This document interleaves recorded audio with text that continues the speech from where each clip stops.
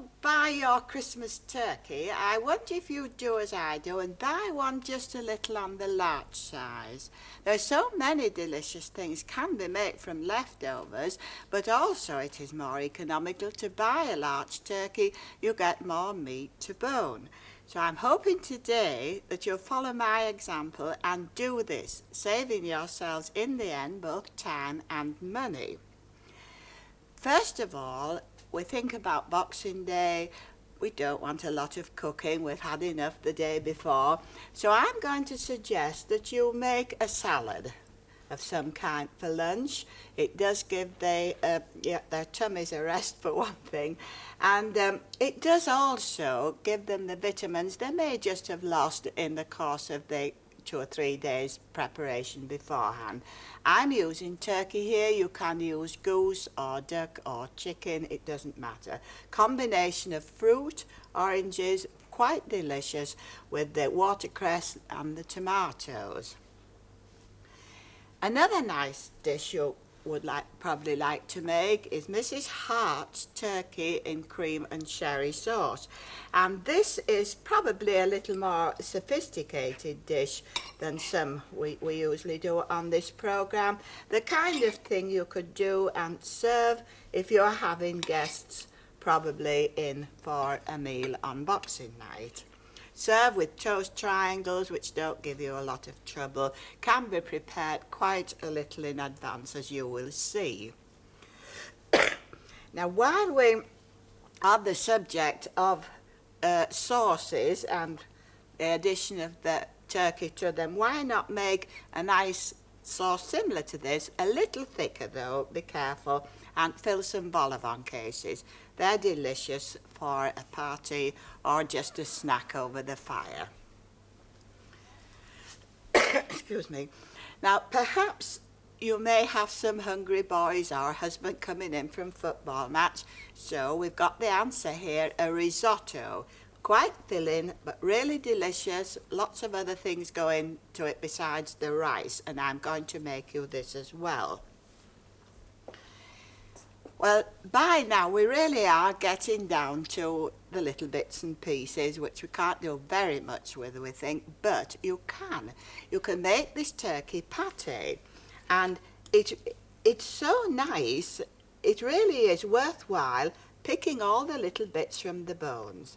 Serve with biscuits for a party, perhaps, few gherkins and stuffed olives, and let the guests help themselves. Saves you time as well, and it gives them something to do while they're talking, doesn't it? Now, not quite finished yet, because I've still got the carcass, and this I've made into 2 very delicious soups. You know about boiling bones, don't you, with a bouquet garni, an onion, just something in to make it tasty. Now, the reason for the 2 soups are because they are really quite different. This is a leek and carrot, where the vegetables are cut in quite large pieces, you will see. It's thick, it's nourishing, it's almost a meal on its own with cheese and biscuits if you can't face a heavy meal. The second soup I have is a much lighter soup, where the vegetables are diced, cooked in butter, and then just simply boiled in stock. So you see what you can get from your turkey, and why I think it is worthwhile trying out some of the dishes and not just having the family complain about eating up the cold turkey. So now we'll go to the kitchen and do something with them.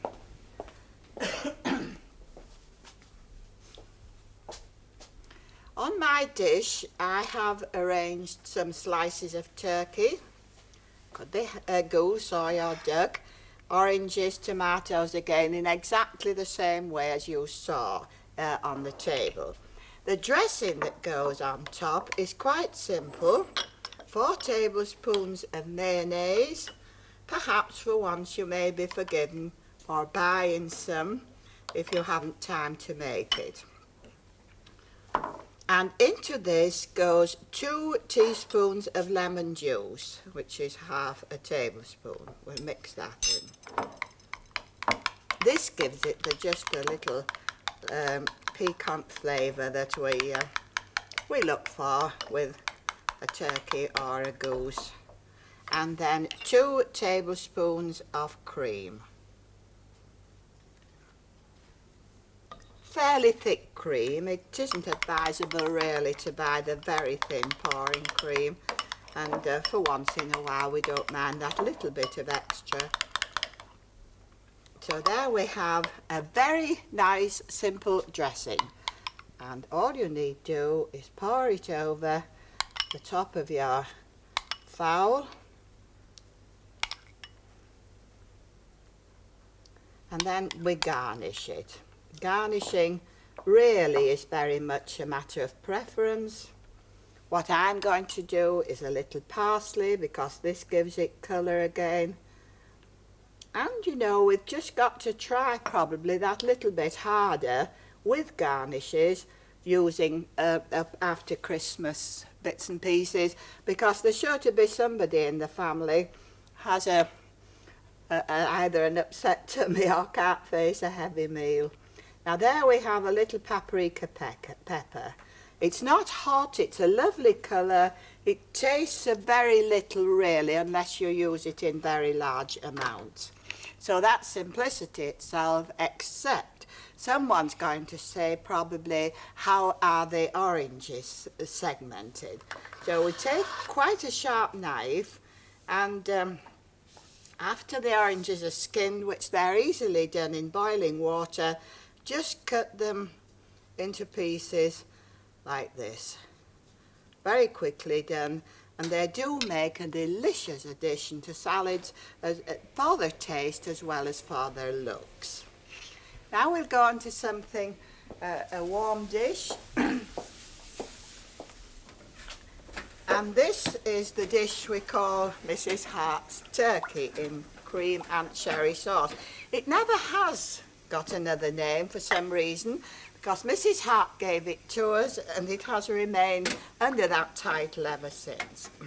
So in the pan I have melted 1.5 ounces of butter, and I'm actually adding 2 ounces of flour, which is 2 good rounded tablespoons. This, of course, is the classic way of making a roux, because we are making a sauce. So in it goes, and it has to sizzle, which it's doing quite quickly for once. In the pan I have 1/2 pint of warm milk. Now you can use milk warm for a sauce, but don't use it boiling. If you use it boiling, it will lump very quickly. Now this has to come to the boil, and boil really for a couple of minutes. Then you get a nice, smooth, delicious tasting sauce, and that's something, as I once heard an old gentleman remark, tasted like paper hanger's paste, which is quite a good description of some we get.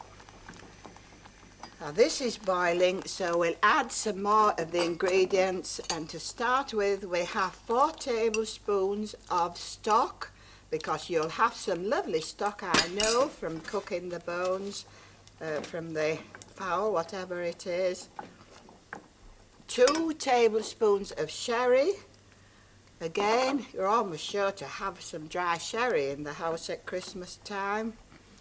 A pinch of nutmeg, which is really about 1/4 teaspoon. Same of salt, and a good grating of pepper. This again, the blending of the flavours gives it a really subtle flavour of its own. Now into this we add 2 ounces of cheese, leaving 1 ounce to go on the top.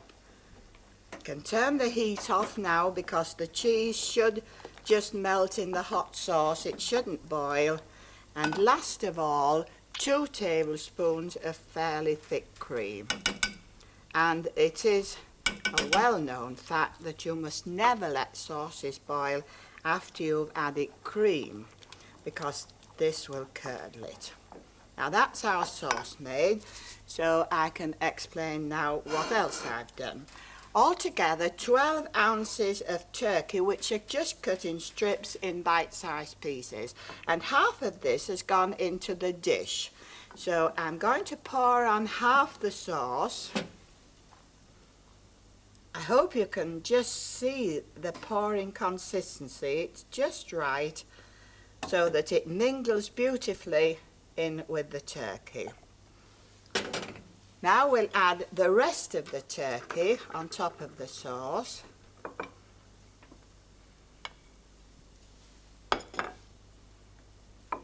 And then the remaining sauce.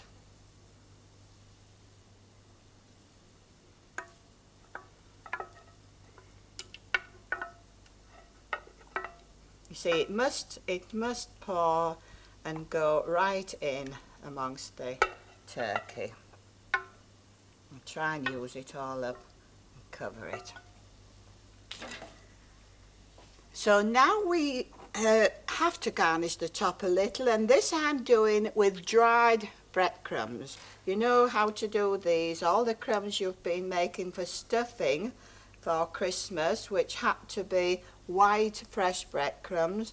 Well, then you would have all the crusts left, so I am hoping that you pop these in the oven, let them dry a little until they're crisp, and then crush them with a rolling pin and use them for dried breadcrumbs. It's surprising what a nice garnish they make for things, and really doesn't cost you anything, does it? Now there goes on the remaining 1 ounce of cheese. This goes into your cooker, gas number 4, 350, for about 20 to 25 minutes, so that the turkey gets really well heated through, and then pop it under the grill if you like the top brown like I did at the beginning. Doesn't take very long, just under a medium grill, but do cook it first in the oven.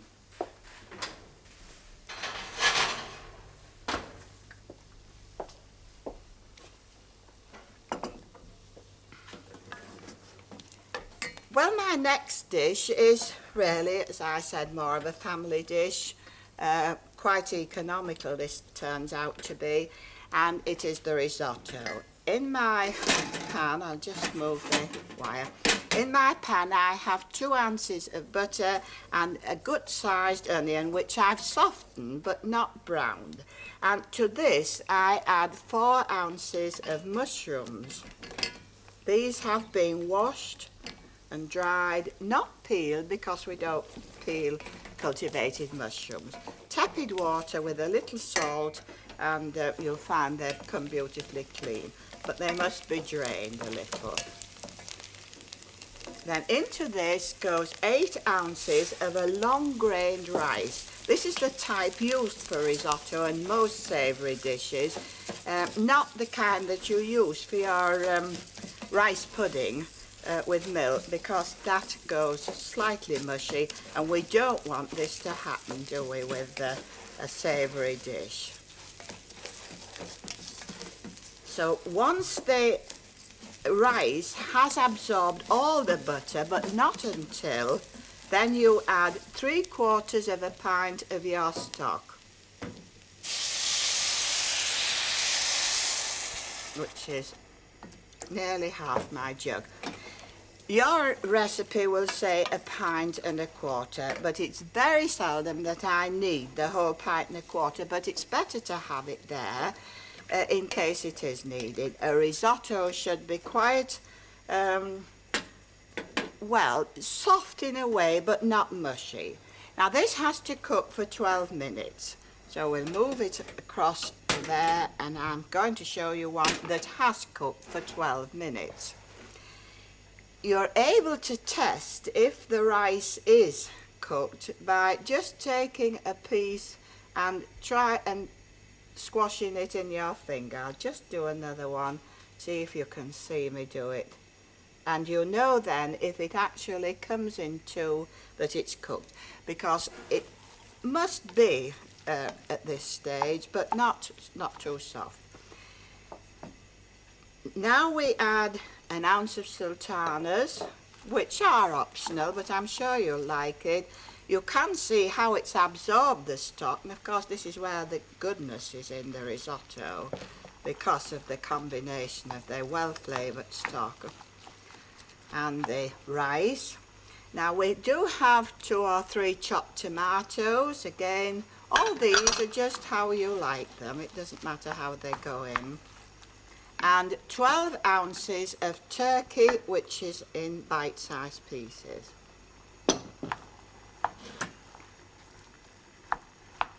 Stir this well in, and I do need a little more stock again. Leave it long enough for the turkey to get really hot. It can take 5 or 6 minutes. The peas I have here are frozen, haven't been cooked, so I'm going to add them now. But if I'd been using peas that had been cooked, well, I would have I would have put them in about a minute or 2 before the end. Very colourful, very tasty, and again economical. If you have one of these kind of dishes, well, you can serve it straight from the dish onto the table, can't you? Quite a good idea for a buffet party doing that. Give them forks and plates and they're away.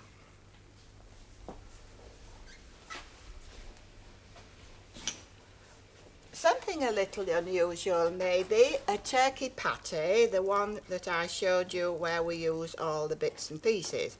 And in the pan I melted 2 ounces of butter and added an onion, and it is quite soft, as you can see. Don't let it overcook, but just soft enough to mix. Now in here I've 12 ounces of turkey. It's probably an idea to use the drumsticks and the wings, which not everyone likes to eat, to make this dish. They have more flavour, and it is something that does really taste flavoursome. At this point it has to be minced, so I'll have to leave that one and show you one that has been minced. I add a teaspoon of my salt and pepper mix and 4 tablespoons of sherry. If you don't want to use sherry, or you run out even, you could use a good flavoured stock here instead of the sherry. It does need some liquid, of course, to moisten it, and we just happen to like it done with sherry. Then 2 tablespoons of cream. This is what gives it its velvety texture. And mix this well together. Beating it quite well, it should be smooth so that it will spread on the biscuits or even on tiny pieces of toast. Now this actually, by the look of it, is a little bit stiff, so I'm going to add a drop more sherry. As I say, I could have added stock, but I do want it to be the consistency where it will spread. That certainly seems to have done it. Now to pot it, it's a matter of preference whether you put it in a large dish or several small ones. If it's for a party, I think you'll find that the small ones are really the best way of doing, because then they're distributed around the table and everyone helps themselves. With a fork, just fork the top to make it look attractive. It doesn't need any more garnish except a piece of parsley. So there we are. That is really something anybody can try, because there's absolutely nothing to go wrong, and I know you'll enjoy it. We've all enjoyed it here.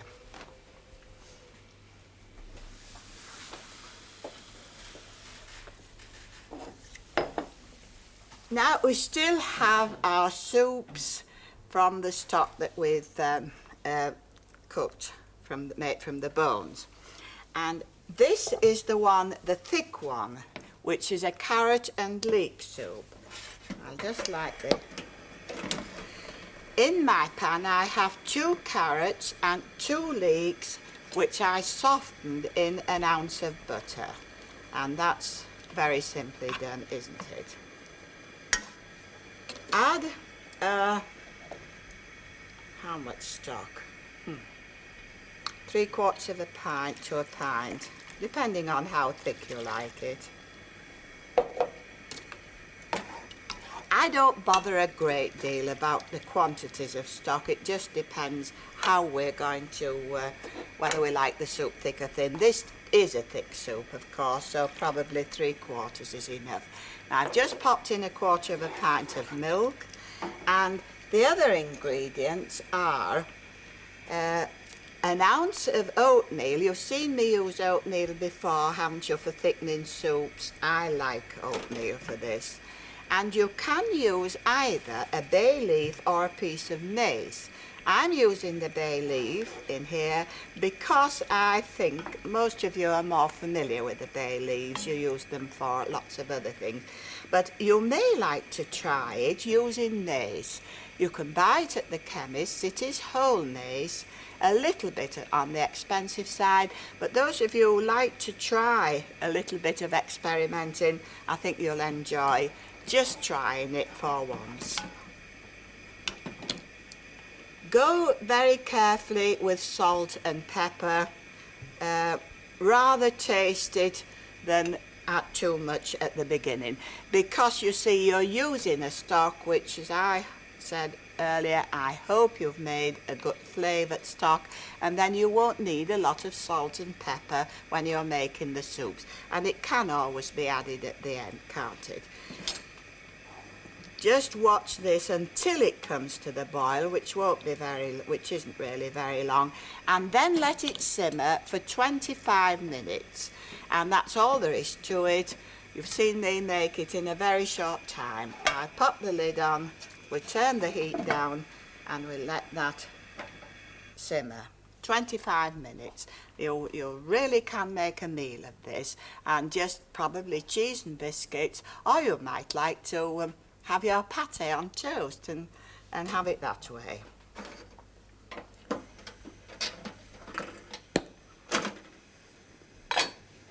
The other soup, again, very, very simple. I have a 1.5 pounds of softened vegetables.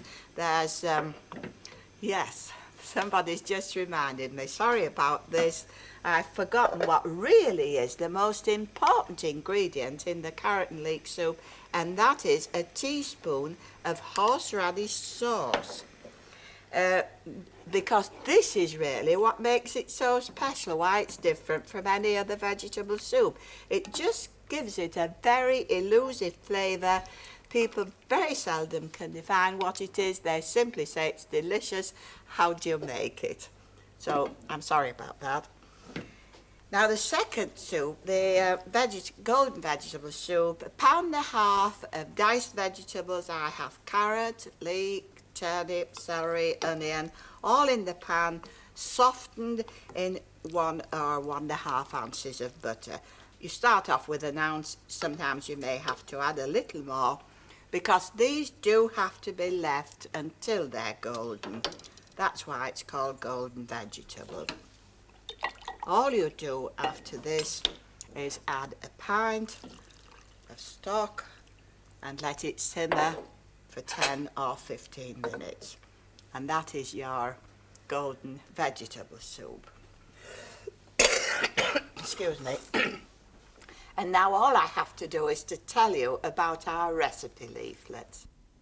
The recipe folders have all been sold, but instead you may like to have a copy of this book, which includes every Farmhouse Kitchen recipe, and I'll tell you how to get a copy in a moment or two.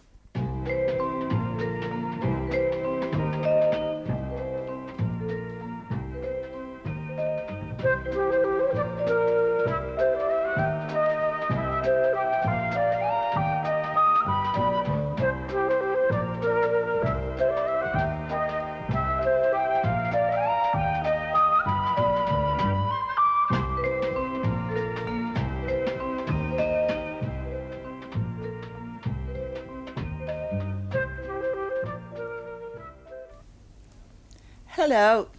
We have received many requests for individual Farmhouse Kitchen recipes, so we have published this paperback book. which contains all the recipes from all the programmes we have done. There are over 400 recipes altogether with an alphabetical index. If you would like a copy of this book, this is what you should do. Send 135, a postal order or a cheque will do, to Farmhouse Kitchen Book, Yorkshire Television, Leeds 3. 135, postal order or a cheque to Farmhouse Kitchen Book, Yorkshire Television, Leeds 3.